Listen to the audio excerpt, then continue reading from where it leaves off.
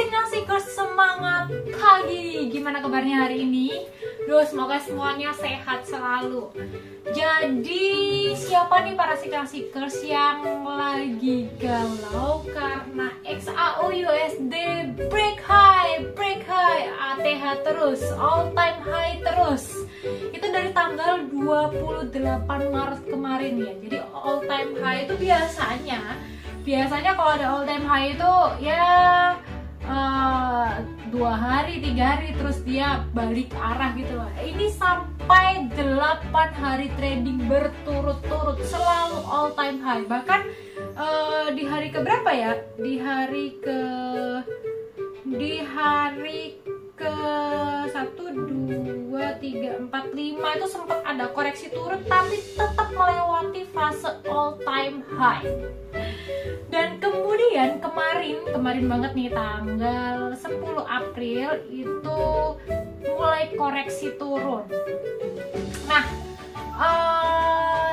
di hari ini ada kenaikan, apakah akan all time high lagi? Nah, tapi kalau kita lihat dari time frame daily, menurut saya kalau kita lihat dari time frame daily, kalau dia sentuh angka 2305 itu bisa jadi all time high lagi.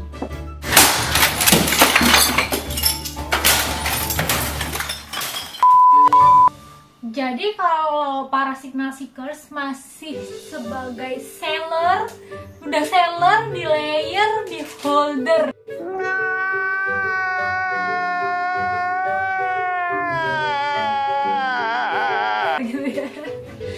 Seller, layer, holder gitu. Jadi kalau para Signal Seekers yang nge-sell, nge-layer, nge-hold ya harus waspada, karena kalau dari siklusnya kemungkinan besar di 2305 kemudian balik lagi ke atas gitu. Tapi kalau di break kisaran 2265 dia punya potensi untuk turun. Jadi tetap hati-hati karena di posisi XAU yang sebegitu tingginya itu memang sangat menggiurkan untuk di sell, tapi kita harus hati-hati. Takutnya kayak beberapa bulan yang lalu yang all time high pertama itu ya di kisaran tanggal 1 Desember, tanggal 4 Desember tuh, di kisaran tanggal 4 Desember udah all time high, orang-orang tetap buy, akhirnya nge-hold buy. Ternyata masih turun sampai kisaran 1900-an, 1975. Kemudian naik lagi. Ya, jadi para Signal Seekers harus benar-benar waspada dan hati-hati kalau ingin jadi holder buy maupun holder sell. Karena we don't know gitu ya. Kalau kita pakai strateginya hand, berarti kita ada di time frame M5. Jadi take profit, stop loss itu udah cukup. But today I wouldn't to tell you about all time high, tapi pingin banget sharing ke para Signal Seekers tentang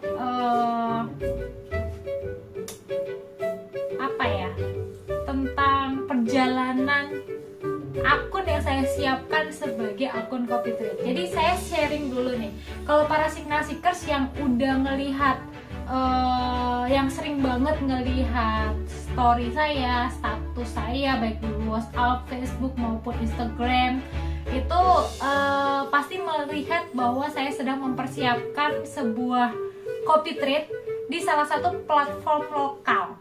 Jadi kalau sebelumnya kita copy trade itu selalu di broker-broker internasional, betul kan ya, yang labelnya tidak lokal atau tidak legal di Indonesia.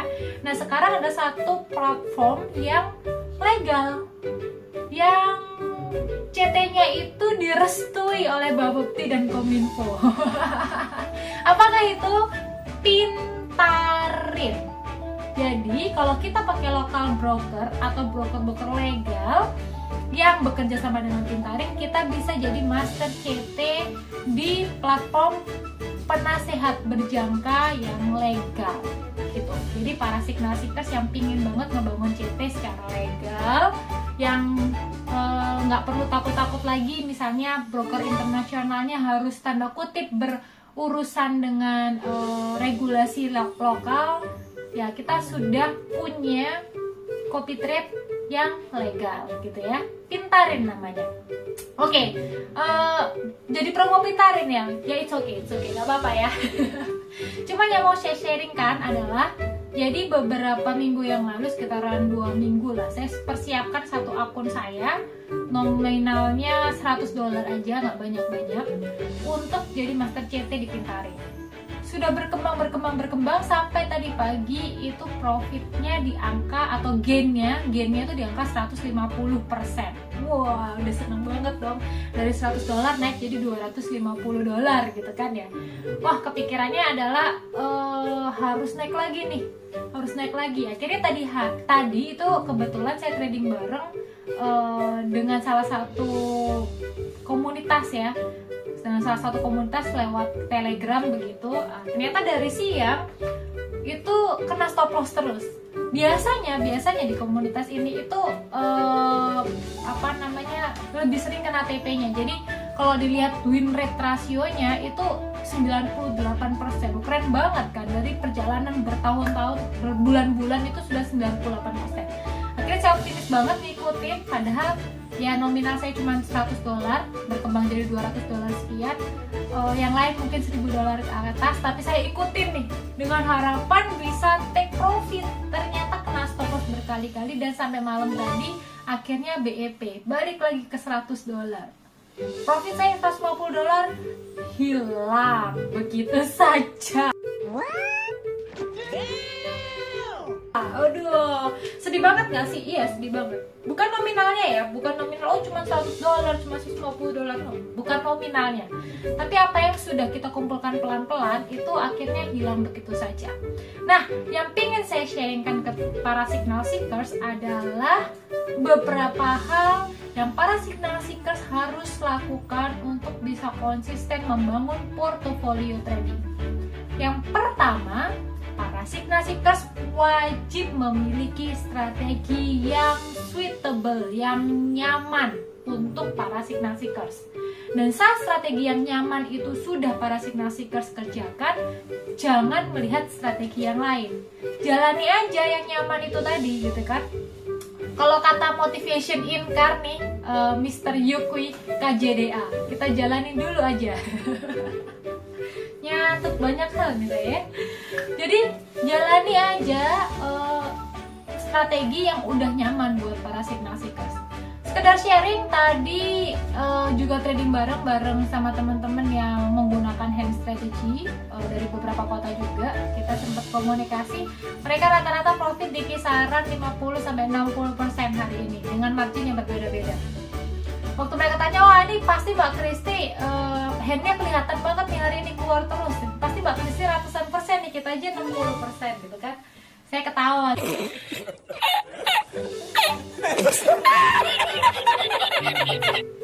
60%, aduh, bukan 60%, saya hampir ALP.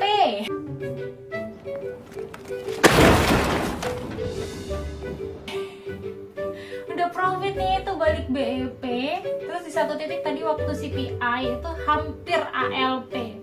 Duh, malu banget gak sih mereka yang pakai strategi hand udah profit kayak gitu. Saya sebagai foundernya itu melanggar peraturan. Sedih banget sebenarnya. Hai. Oke. Dan yang kedua adalah patuhi peraturan. Jadi kalau para signal seekers sudah bikin peraturan, jalani itu dengan benar. Kalau peraturannya adalah take profit banding stop loss atau banding 1, stop lossnya cuma 5% misalnya, ya udah jalani. 3 kali kena stop loss berhenti, ya udah jalanin. Range kalau misalnya hand ya, range untuk stop lossnya itu maksimal 60 poin, ya udah 60 pip, ya udah jalanin gitu. Jangan ada intervensi, jangan ada mungkin jangan ada kayak gitu. Jalani terus. Jadi harus patuh pada peraturan, jangan belok-belok, stay in the track.